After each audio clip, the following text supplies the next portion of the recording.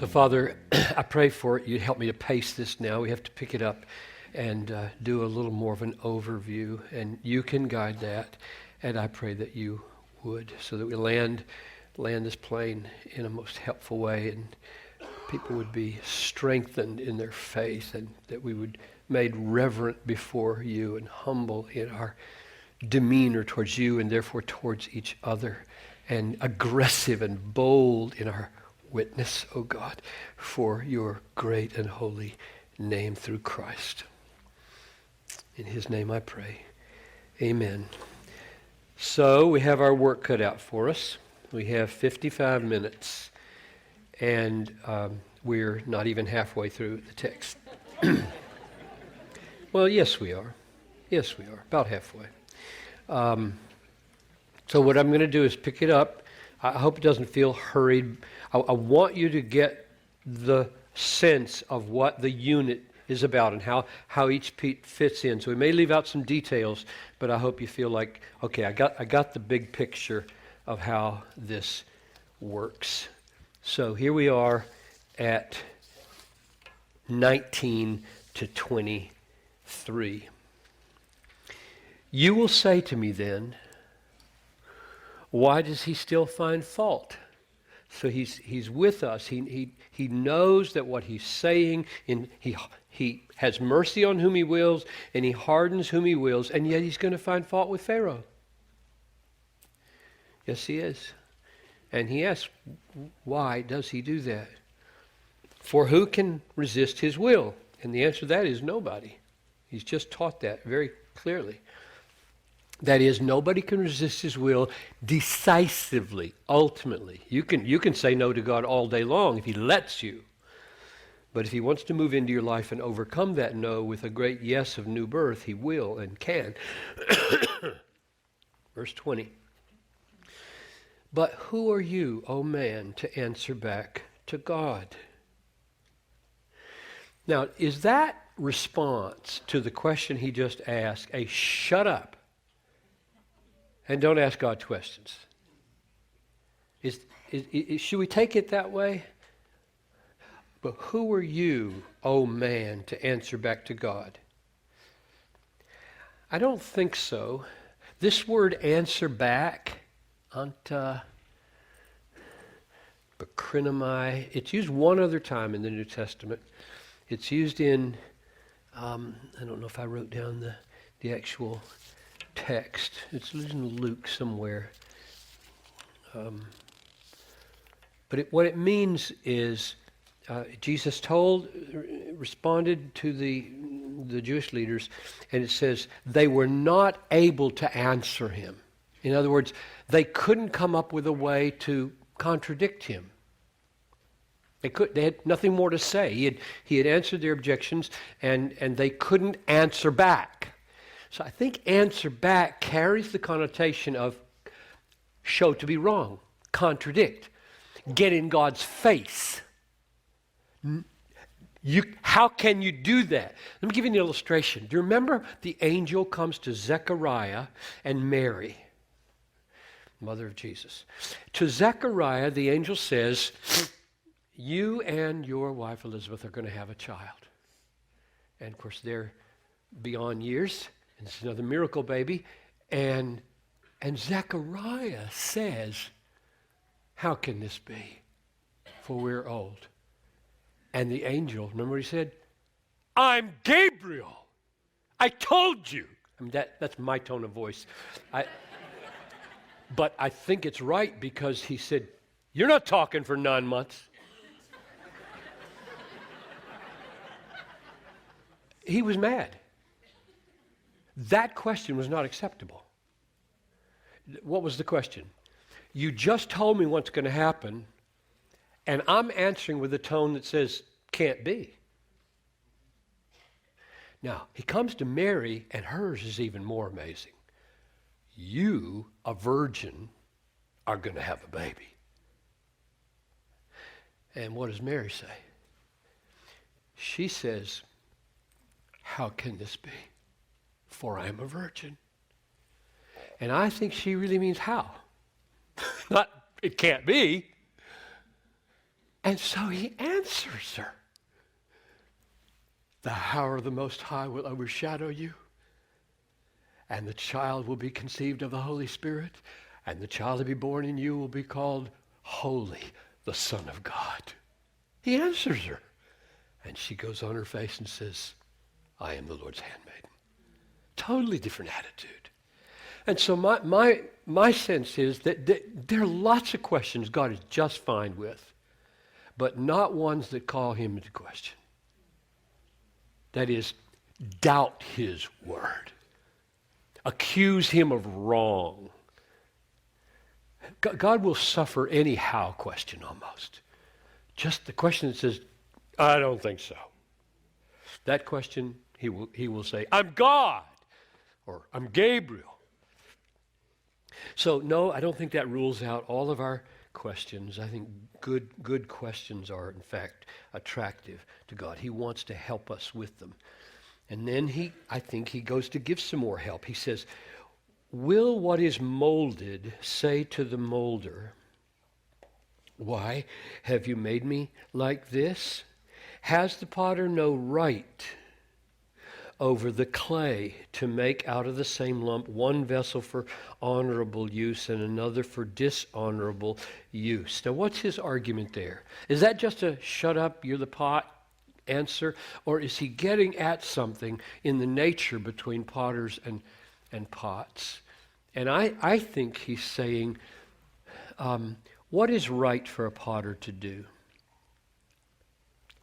Potters are right to make the kinds of vessels that it is the fulfillment of their wise purposes to make.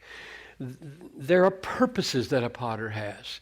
And if the potter is a right and good purposing potter, then all those things fit into that purpose, and that's right. That's what potters should do. They make the range of pots that are in the fulfillment of their purpose, and the purpose would be here, according to verse 17, to display my power and display my name. The full range of my attributes are on display in what I make. And always keep in mind here the mystery. No pot is shattered or thrown away that doesn't deserve to be thrown away. As strange as that is to us, we must keep that in mind. Verse 22, what if God... Now this is a sentence that in Greek is not finished. At the end of verse 23, it just ends. And it's just an if statement. If God this, and then there's no then clause. So to fix that in the English to make it readable, they put what if. And that's okay, provided we know the right answer to the what if. So what's the right answer to the what if? What if God, so here we're trying to figure out what's the answer to that. What if God, desiring to show his wrath and make known his power? Now, what is that a reference back to? That's a reference back to Pharaoh. Verse 17.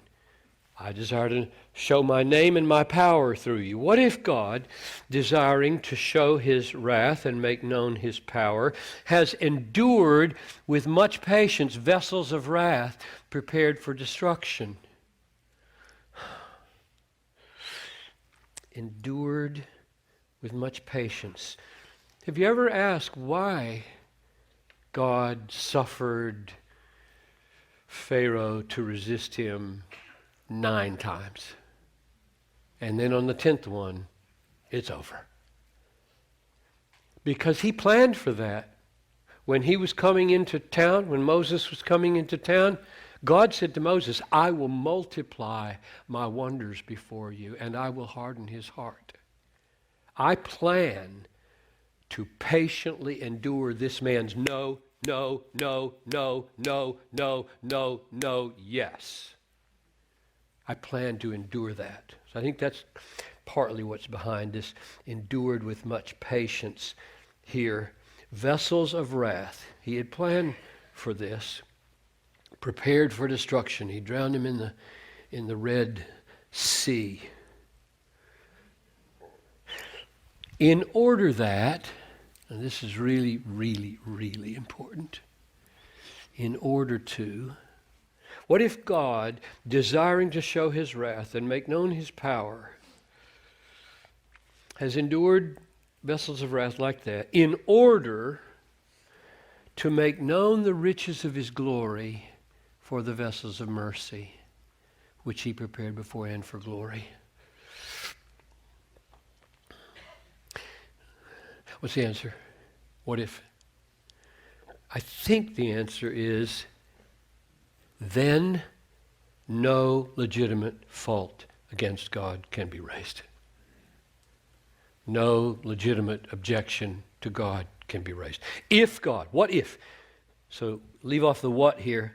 If God, desiring to show his wrath and make known his power, has done all that in order, with this purpose, to make known the riches of his glory for the vessels of mercy, which he prepared for him for glory, then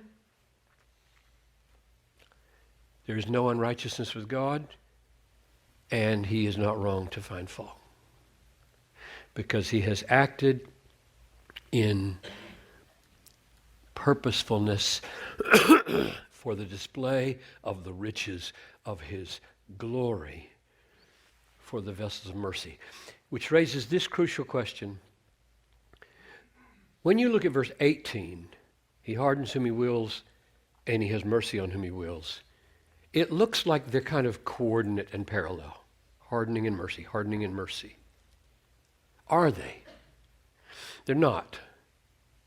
They're both sovereign, they're both free, but mercy is ultimate, and hardening serves it. And I see that in this word,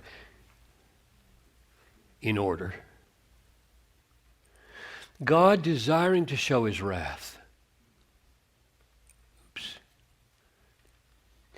God desiring to show his wrath and desiring to make known his power, to display his glory, has done it in order to make known the riches of his glory for the vessels of mercy which he has prepared beforehand for glory. Mercy is ultimate and wrath is not. Mercy is being served by wrath. If you were to ask me, what is the ultimate biblical answer to why evil exists?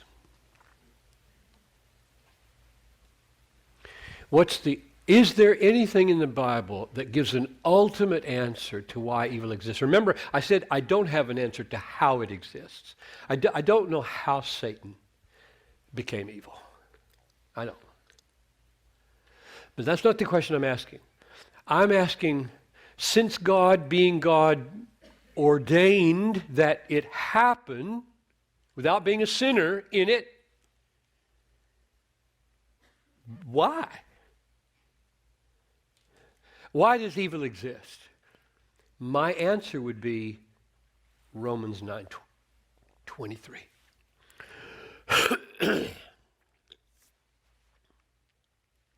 I don't think there's any more ultimate answer given in the Bible than this, in order that here. In order to make known the riches of his glory. What is making known the riches of his glory? Showing wrath, making known power, enduring vessels of wrath, are all for making known the riches of his glory for the vessels of mercy. Now think that through. Jonathan Edwards thought it through as profoundly as anybody, I think, and I think I want to read 2 paragraphs from Edwards and see what you think of this. An ultimate reason for why God would ordain that there be such a thing as evil, on which he then shows wrath and power. Why?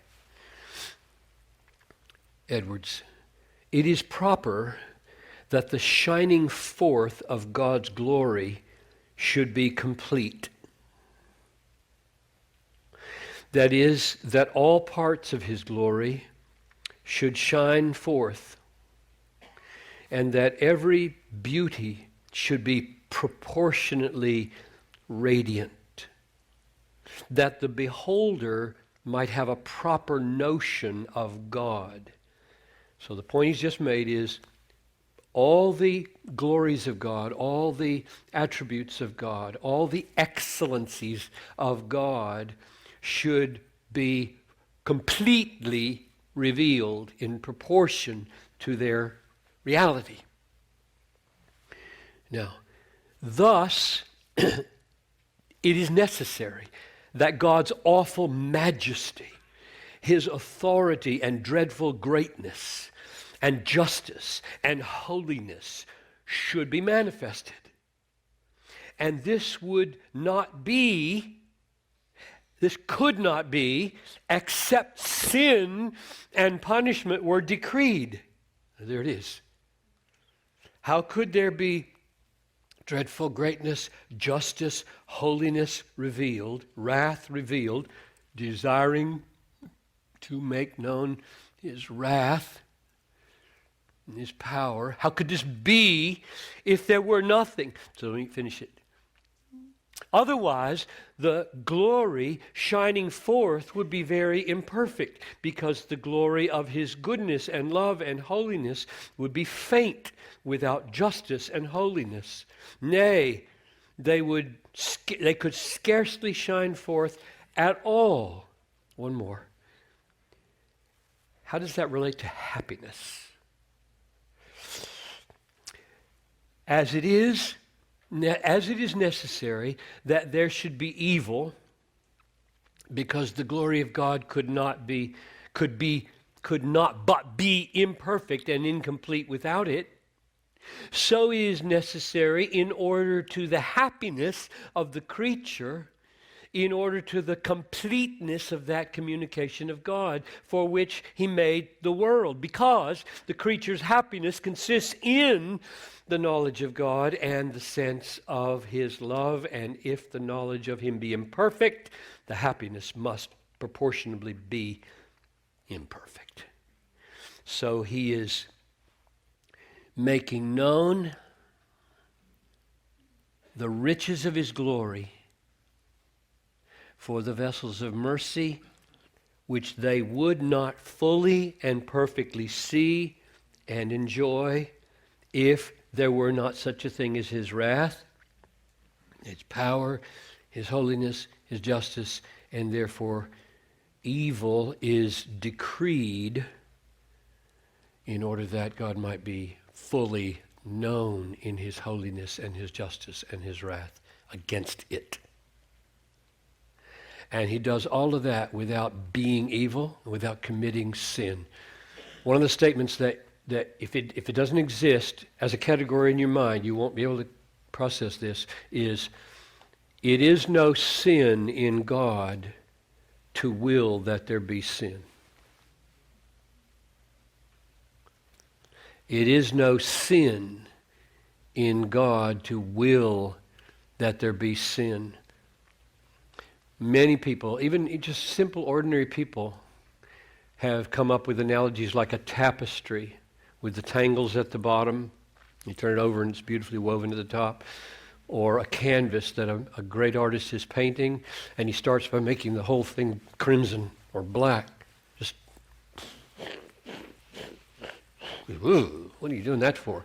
And then he adds his oranges and his yellows and his reds and his greens and his blues, and then there's this magnificent, beautiful landscape, and you realize without all of that dark background, it wouldn't work. That's what I see in verse 23 and 22. What if God, desiring to show his wrath and to make known his power, endured with much patience vessels of wrath, in order that the yellows and the blues and the greens would shine proportionably for the vessels of mercy which he has prepared beforehand for glory? And I must say it one more time. that will only work if you embrace the fact that in this mystery of election, God never punishes anybody who doesn't deserve to be punished.